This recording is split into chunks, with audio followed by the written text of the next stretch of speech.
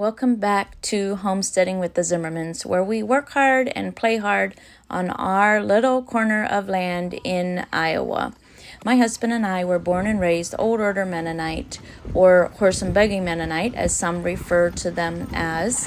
And although we are no longer part of that culture or community, we are intentional about passing on the old-fashioned skills of our childhood to the next generation. Hello friends! Welcome back to Homesteading with the Zimmermans. My name is Ruth Ann Zimmerman, and in today's video I'm going to be using a recipe that I've previously shared, and that is the hamburger bun recipe, and we're going to shape them into hot dog buns.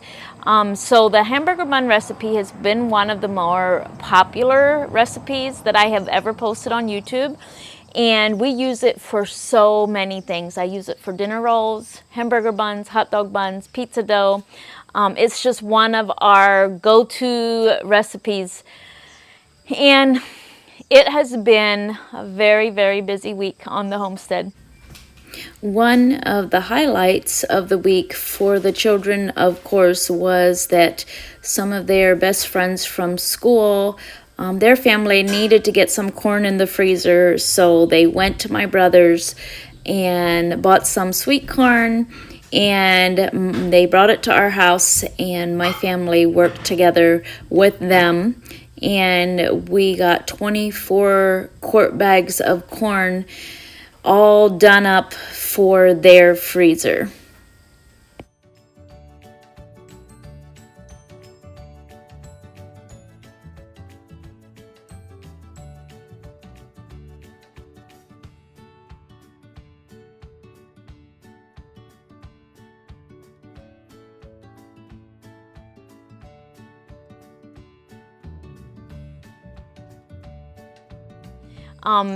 This always happens. Just as we start thinking of starting school, the harvest just comes in hot and heavy.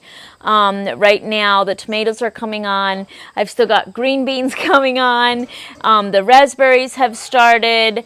And this is typical of our climate. Like, we don't really hit, like, harvest until mid to late August, and then we run all the way through until we get a first frost, and then that, kills everything. So most of the people, like our children attend a private Christian school, and most of the teachers and families, none of them garden or homestead. So we are the only family that would probably say, can we please wait and start school like 2 weeks later so that we have more of the harvest preserved. But we would be the only family that say that, so we don't say that. And come spring, when we get out mid-May, I'm never complaining. So this is just one of those things that we deal with in the fall. So if you have already been practicing with making the hamburger buns, then here, can I have that? What was that?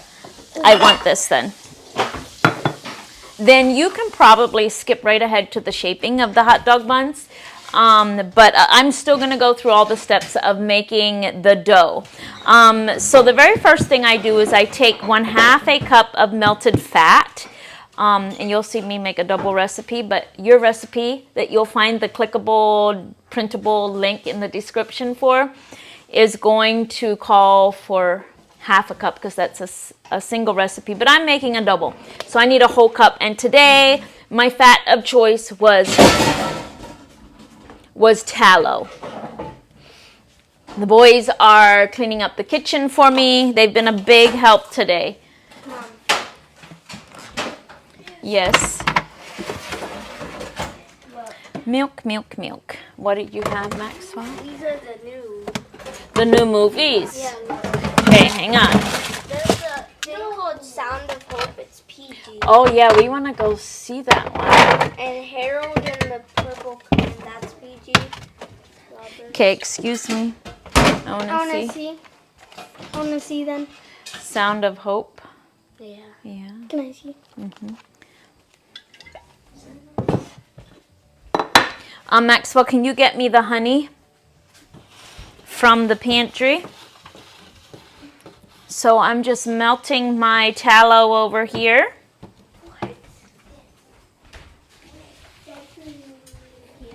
Thanks.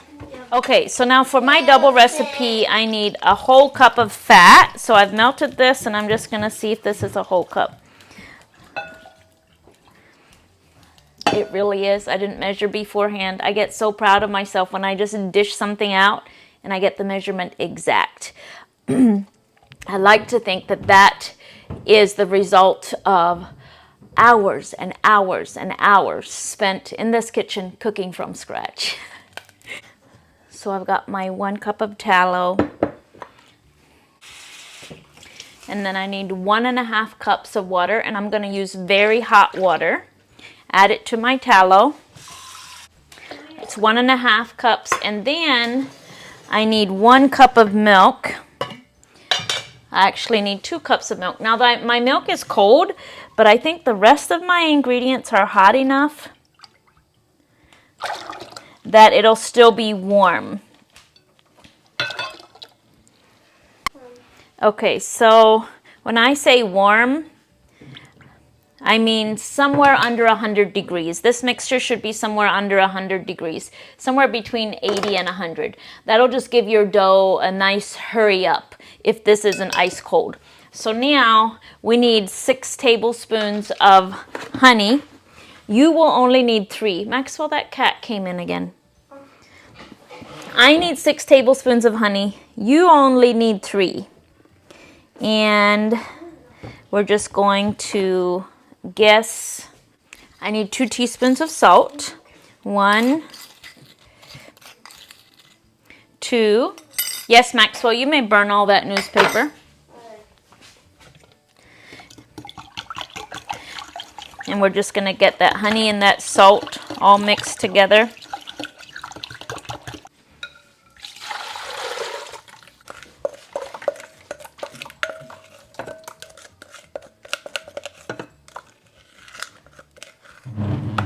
So I forgot to film it, but I added my yeast to the fat and dairy mixture and mix that up a little bit.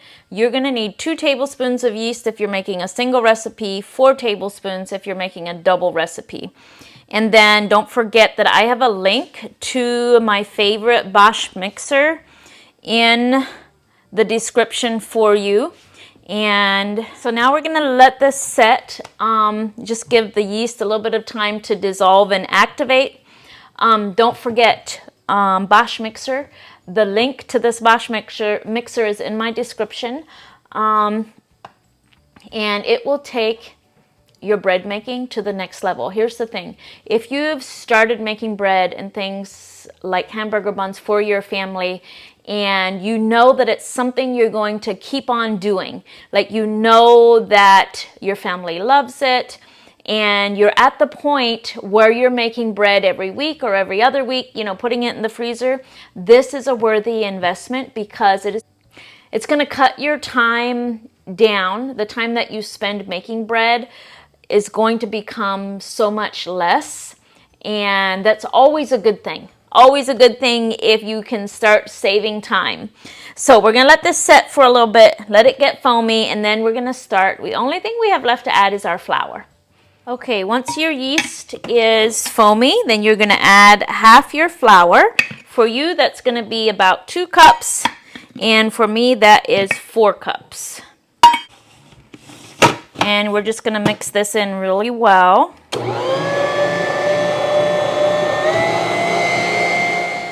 So once that is mixed in well, you're going to add 2 to 3 more cups of flour. Always start with less flour because you can always add more. You can't really take it out. So for me, that's 4 more cups of flour. For you, that would be 2.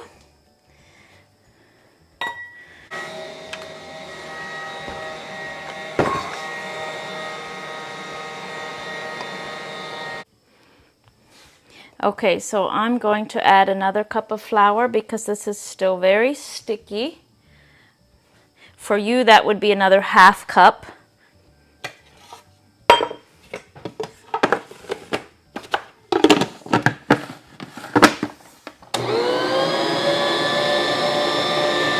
So one of the ways to know that you have close to enough flour in your dough is if the sides of your bowl are becoming clean. So now that I know that I have probably enough flour in, the only thing left to do is to keep kneading this to develop the gluten, because the more that the gluten develops, the less sticky it'll become. This is just me trying to find a good angle to show you guys without showing you the filthy underside of my cabinets. But let me see, maybe that. How about that? Oh, nope. There we go. Okay, so now that we've kneaded our dough for 5 to 8 minutes, and we haven't added any more flour. So whenever you're working with yeast, if you're tempted to add a lot more flour than the recipe asks for, just walk away and let your mixer knead it. The best advice anybody can ever give you about yeast dough is don't add more flour. You won't be happy with the end product if you add too much flour. Just knead it some more. Knead it for 5 to 8 minutes and see what happens. So this is looking beautiful. And how do you know when it's done being kneaded? Let me show you. Okay, so when your dough has been kneaded enough, it's gonna look like elastic.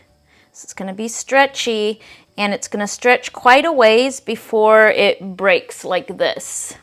So now we're just gonna let this double recipe in here, and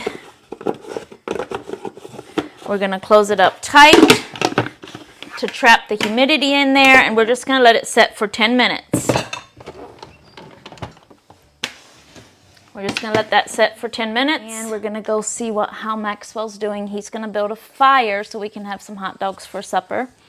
And we're kind of on a time crunch here because we have a championship church softball game coming up tonight. So because Norma has only been, fresh for a week, like she's only had her calf for a week, I'm still adjusting to that evening milking.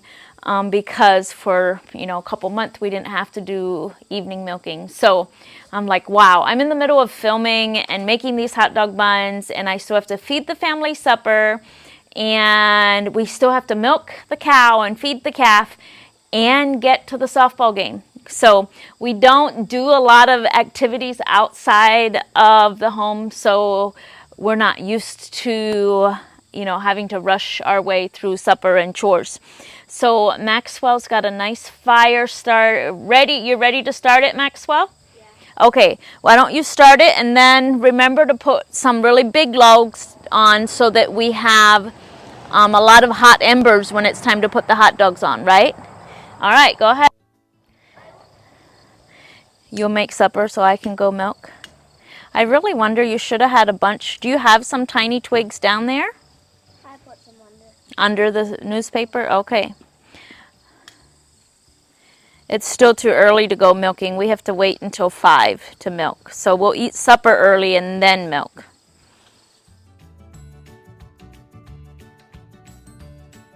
That's really dry wood. It should start fairly easily. But I still think little twigs would have probably started faster.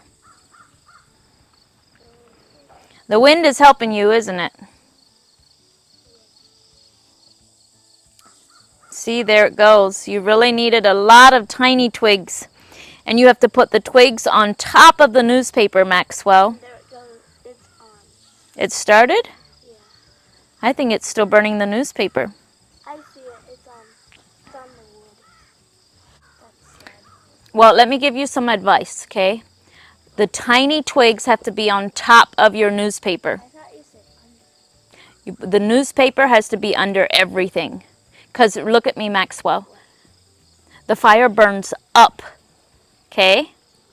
So your tiny twigs have to be right on top of the newspaper. Okay, try again. Okay, so while our dough rests for 10 minutes and Maxwell starts his fire, and yes, he does know how to start a fire, and I reminded him about the tiny twigs having to be on top of the newspaper, but he's kind of at the stage where he thinks he knows better than mom, so he has to try new ways of doing things.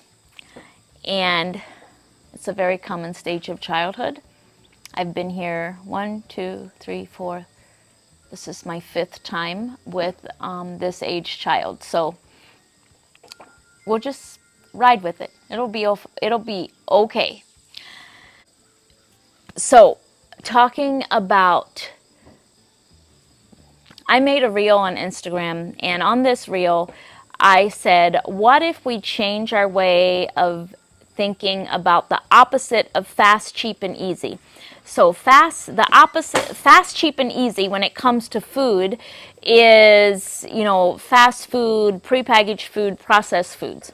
And many people, when they think the opposite of that, they think slow, which isn't wrong, expensive, and hard. And what if we change our mindset and start thinking of the opposite of fast, cheap, and easy to be slow food, which is those foods that take a long time to prepare, like growing green beans, and then, you still have to pick them, clean them, cook them. So that would be slow, the slow way of doing things. And instead of cheap, what if we use the opposite of cheap to be healthy? Opposite of cheap food is healthy food. And then what if the opposite of easy is not hard but valuable? So what if we change the narrative and change our mindset to the opposite of fast, cheap, and easy food is slow, healthy, and valuable food? So I made that reel on Instagram, and then always when I talk about things like that, I get the question of, do you ever get tired of cooking from scratch 3 meals a day and just over and over and over again, always going back to the drawing board? And do you ever just want to buy, packaged macaroni or, prepackaged food that is just easy? And then it's also fast and it's cheap. The answer to that is, hang on, Maxwell. Yes, I do get tired and want to just feed my children fast and easy meals. And I do, but they're not from the grocery store. So having hot dogs in the freezer from beef and pork that we raised here on the farm, and having hot dog buns, homemade hot dog buns in the freezer, that is one of the ways that I don't have to work that meal. Because my boys are at the age where they can make their own hot dogs. And even if your children are younger, it doesn't mean much to heat up some hot dogs from the freezer, right? And to get some homemade hot dog buns from the freezer. That's it. That's all I've got to do for that meal. That is just as simple as making some boxed mac and cheese or warming up a freezer pizza. Here's the other thing. Granola. I make a lot of granola. And then if we're on a time crunch, and like tonight, if I weren't filming, I would probably just feed the children granola with some fresh raw milk, and that would be our meal. So I do those fast and quick meals. I do not go back to the drawing board for every meal and start from scratch. When we make pizza in our pizza oven, which I promise is on the list to show you, we make extra, and then I either put them in the freezer or in the fridge, and those are our fast and quick meals. I would say in a week, I probably start my meal from scratch about 4 or 5 meals. The rest are from what I have in the freezer, like a day like today, like hot dogs or granola or leftover pizza or, another dish that I have cooked extra of, and we're just, making a different version of that. So cooking from scratch does not always mean that you're going back to the drawing board and making, like, say, chicken Alfredo and you're starting with your homemade pasta. No, you probably made the pasta and have it in storage, and now it is a quick meal because you're going to use chicken broth that you canned, and you're going to use chicken that you canned, and you're going to just put it all together and make chicken Alfredo. Do you want me to show you that too? I don't think I have a video on that. So anyway, my 10 minutes are up. I'm going to go check my dough, and we're going to see how Maxwell's doing with his fire. All right, let's try again, Maxwell.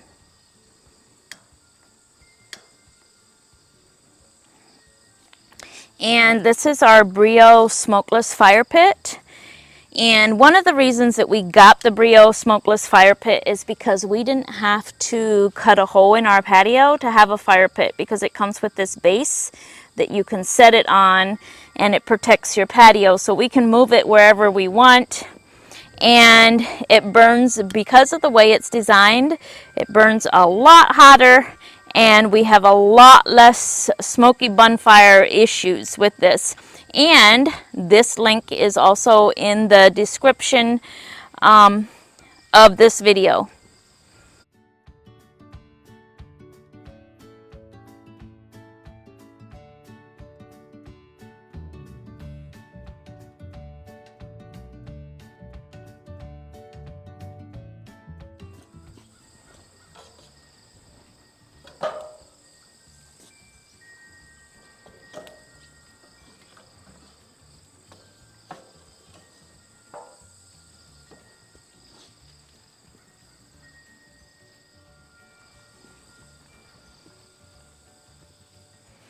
Okay, so this is my double batch of dough after 10 minutes.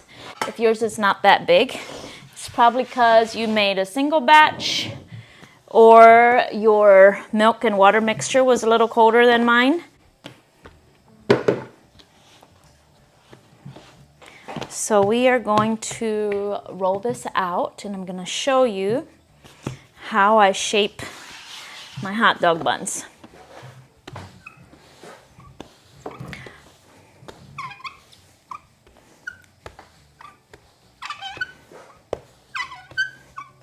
So remember how for our hamburger buns, we use a wide mouth can lid, and we make hamburger buns like this, right? Okay, so for hot dog buns, you can do something similar. Roll your dough out, not quite as thin as you do for hamburger buns. Leave it a little thicker than your hamburger buns. And then to get the same amount of dough, you can use the same tool, and then you can just go like this and shape them. Just roll them gently between your hands and shape them like this. And then put them into your pan, and you can go like this and put another one. So if you're having trouble getting your hot dog buns long enough, you can put them on your surface and then kind of roll them and roll outward. Roll towards the outside, and this elongates them. I'm going to make this one a little longer. Just kind of stretch them outward that way.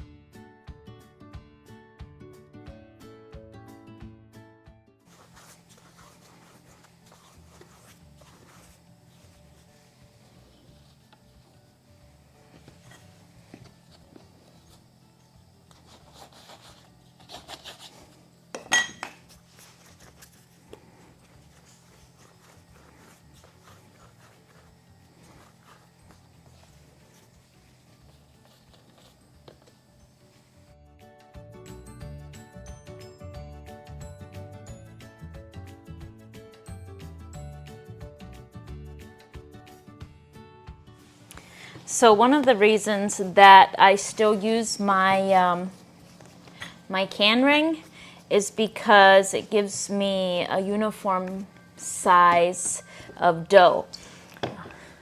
Like each hot dog bun is then the same amount of dough. You could just use your pizza roller, like a pizza cutter, and cut into rectangles. Let's show you what that would look like.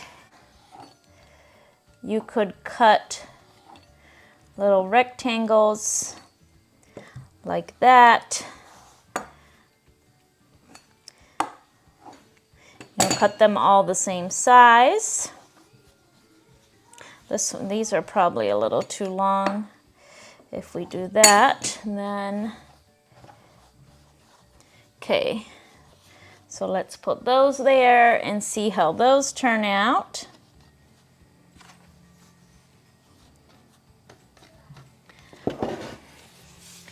So here's the ones I rolled like a pretzel, rolled them with my hands. Here's the ones we cut as a rectangle. So the other method I'm going to show you is if you have a pan that looks like this, you can use this. And this, I recently thrifted this. This is Baker's Secret. So we're going to put some bread in here and make like tiny little French loaves in here. And then we'll just cut them for hot dog buns.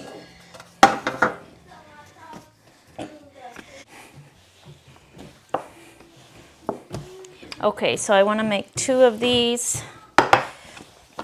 So I want to divide this in about half. And then I'm kind of going to use the same method here. And I think these are going to be a lot more dough. I don't know about you guys, but one of my favorite things about making my own hamburger buns is I can make them thinner. I don't like a lot of bread when I want to eat a hamburger. I want hamburger and tomato and lettuce and just a little bit of bread to hold it all together. Okay. I'm going to cut that end off because... And we're going to put that in there, like that.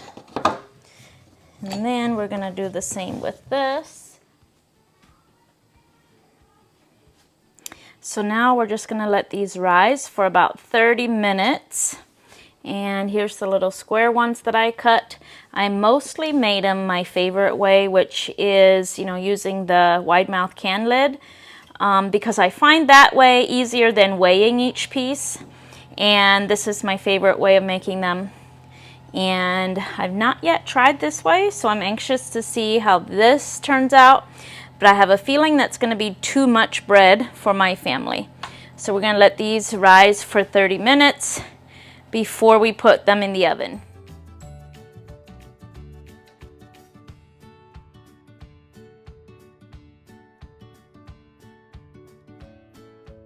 Alright guys, the first pan that I did, these are ready to go in, and here's how you can tell. When I push my finger in, the dent stays in. That means the dough has given almost all it can give. Compared to when I press these, it springs back. That means that they're not ready to bake yet. You can see how fast that springs back to where it was. Whereas these stay dented in. So we're going to put this pan in, and the instructions say to bake it at 350, but I'm a little bit in a hurry, so I'm going to bake mine at 425.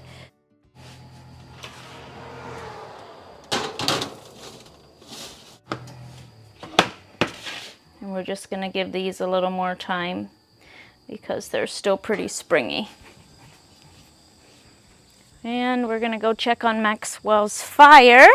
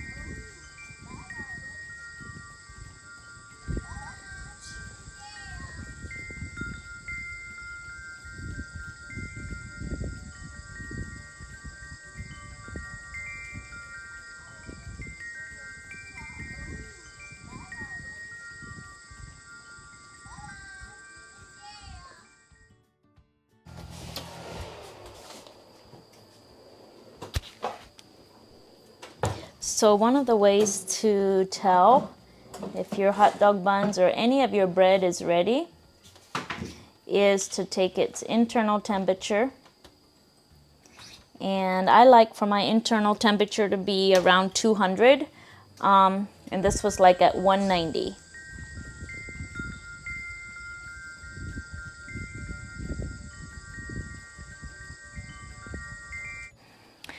All right, so these are ready. It'll be fine. You go bring your laundry in now.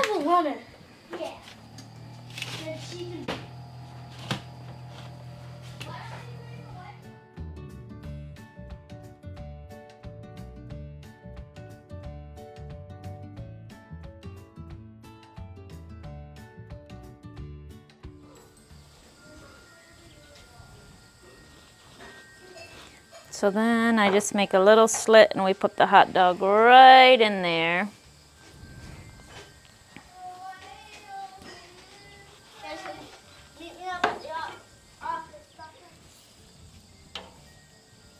Those not quite ready yet? No. Okay.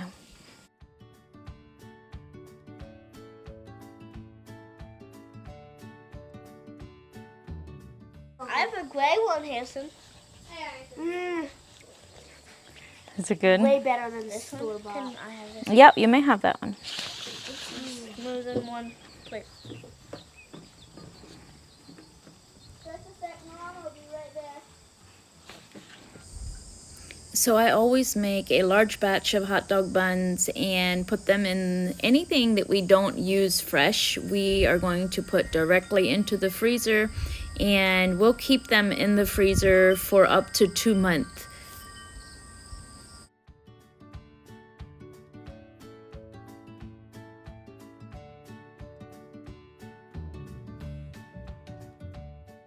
We did, in fact, make it to the softball game in time, but our team lost our very first game, so that was the end of the church softball season for us. So that brings us to the end of that portion of our video, and now for the Meant to Ferment challenge. I am headed to the garden. And today I'm going to be fermenting some green beans. My green bean plants have just kept on producing this summer, and I've kept on picking them. We have way more than enough green beans, and I've canned some for my daughters, and now we're gonna try fermenting some, and then if they keep producing, I'm probably going to let my neighbors, my local friends know that they can come and pick as many green beans as they want. So to ferment green beans, you want nice young green beans. You don't want old ones with tough skin. So I'm going to be fairly picky with which ones I'm picking.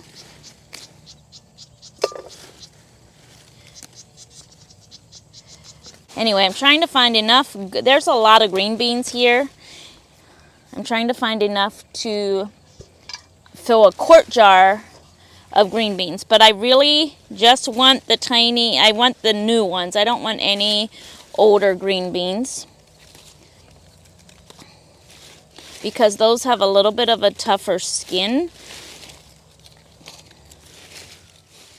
So now that I have picked all my green beans, I am going to harvest some dill, and then the garlic that we want to use is already harvested and in the house. Okay, so I have washed and I've cleaned and taken all the ends off of my green beans. So I'm just going to stuff them into the jar. And you can dice your green beans. It's really not a big deal if you want to, cut them smaller than this. I'm just going to leave them long because I think I'll have less airspace in the jar that way.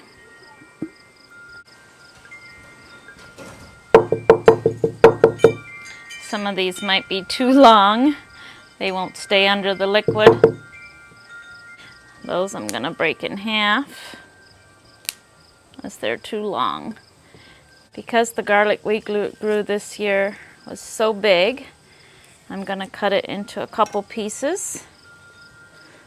And I'm gonna put some dill in there. I really love dill. You can put, some recipes I've seen said to add some hot peppers, but I'm not a huge fan of spicy things, so I am not gonna add any hot peppers. All right, so there is our beans, some garlic, some dill, and then I've made like a basic brine, which is 2 cups of water to 1 tablespoon of salt. And remember to use a high quality salt like the Redmond's Real Salt.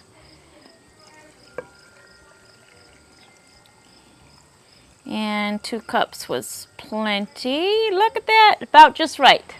If you pack your green beans hard enough, your 2 cups should be okay. I'm gonna break this one so that it fits. And then I'm gonna put in this follower to make sure everything stays under the liquid. And if you have something like this happening, like a little green bean sticking up beyond the liquid, don't worry too much, because as they start to ferment, they shrink a little bit and they'll just slide right down under. And then we're going to put on our venting lid. If you don't have a venting lid, don't worry. You can just remember to open your jar a little bit every day and let the air out.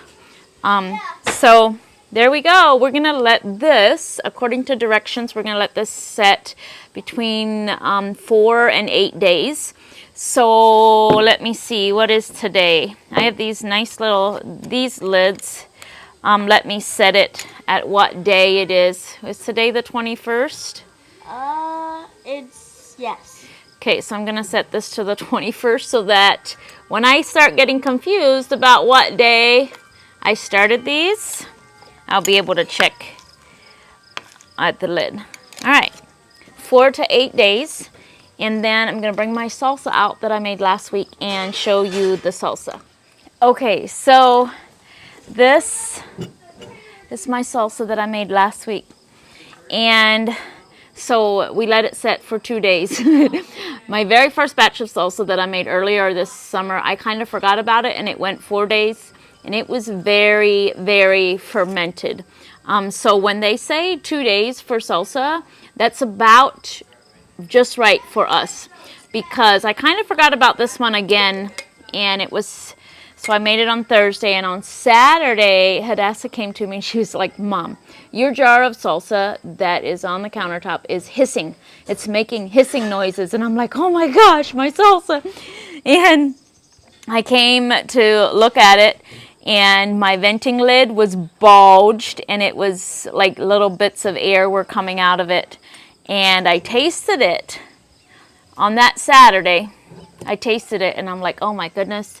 I wonder if I should have put this in the refrigerator about 6 hours ago. And it was very, very, like it had a lot of zing, like carbonated almost. And I wasn't sure that I was going to be able to eat it. But then I put it in the refrigerator, and I tried it again once it was refrigerator cold. And it's very good. You can tell that I've been eating it. The kids don't mind it too bad. My canned salsa that they're used to, it gets a little bit of sugar, so my canned salsa is a little bit sweeter. So to get them to eat it, I was adding a little bit of maple syrup to it, and they didn't complain. So I do think that this is probably going to be one of the first fermented foods that my family embraces, because we do eat a lot of salsa anyway.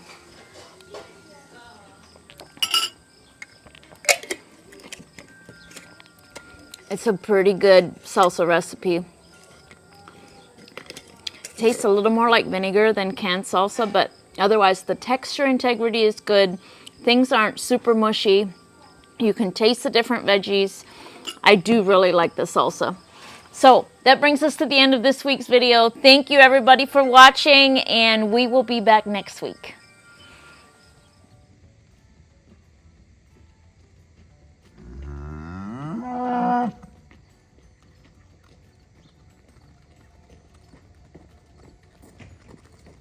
Good job, Maxwell.